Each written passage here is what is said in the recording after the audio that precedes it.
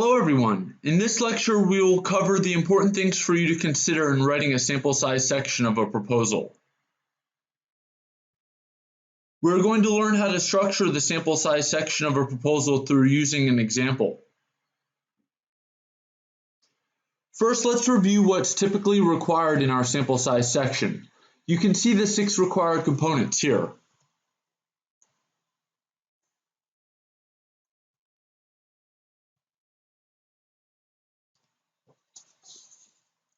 To demonstrate how to write a sample size section, we're going to go back to the longitudinal study with the dental patients getting a root canal and either getting sensory focus treatment during the procedure or the standard of care, then looking at the memory of pain over time.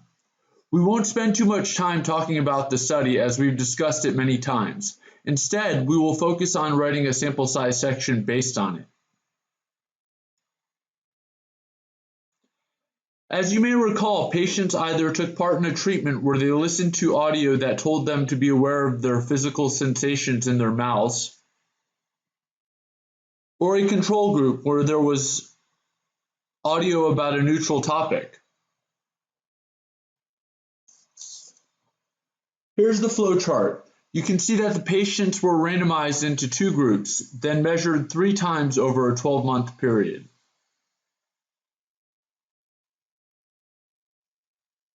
There were 3 hypotheses. Here's the between independent sampling unit null hypothesis.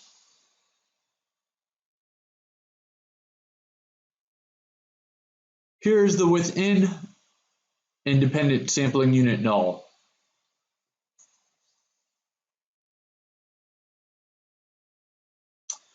And here's the between by within independent sampling unit null hypothesis.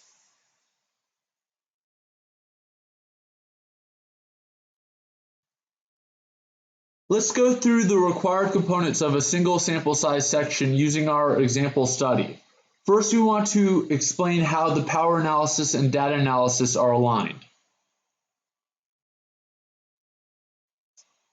In order to do this, you should tell what kind of data analysis and test you will employ and what hypothesis you are testing.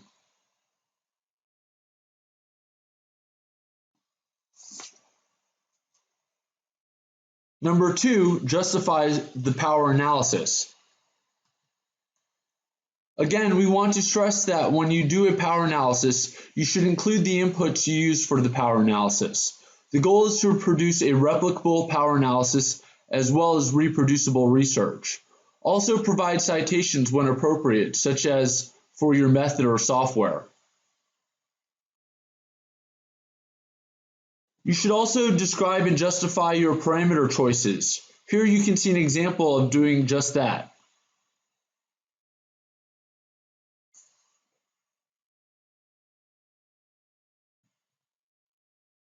Then you want to go onto your document in terms of power goals and inputs.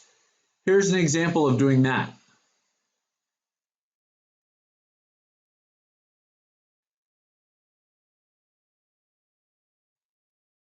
Next up, accounting for uncertainty and missing data.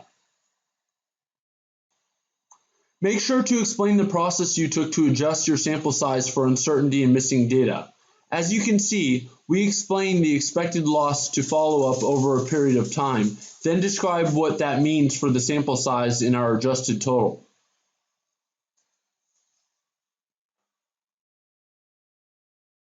Number 5, demonstrate enrollment feasibility. For this component, outline your timeline and other details that allow you to reach the final plans for recruitment. In our example, this includes how many patients per week can be treated, consent rate based on previous literature, and the resulting timeline. Finally, we plan for multiple aims in our study.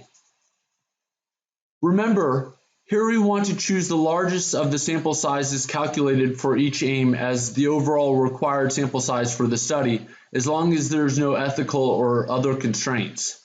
If there is some type of constraint, you would want to choose a smaller sample size and make sure to justify the sample size choice in some way. Here we put all the components together to give you a good example of what the sample size section of your proposal should look like. We talk about the statistical analysis, the tests, and the hypothesis. Then we have the inputs. We move to our estimates, our desired power, our type 1 error rate, and how many people we need for the mean difference we're detecting.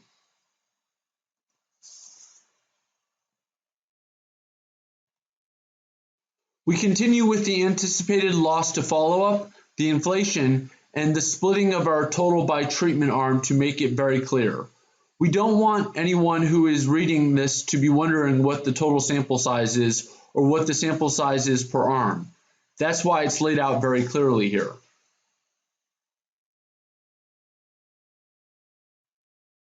Finally, we end by demonstrating our enrollment feasibility. So when you're writing the sample size section of your proposal, feel free to use this example from this lecture as a checklist for what you should include in it. As a quick review, here are the 6 components that you need to have in your sample size section of a proposal. That's it for this lecture. Thank you for your time.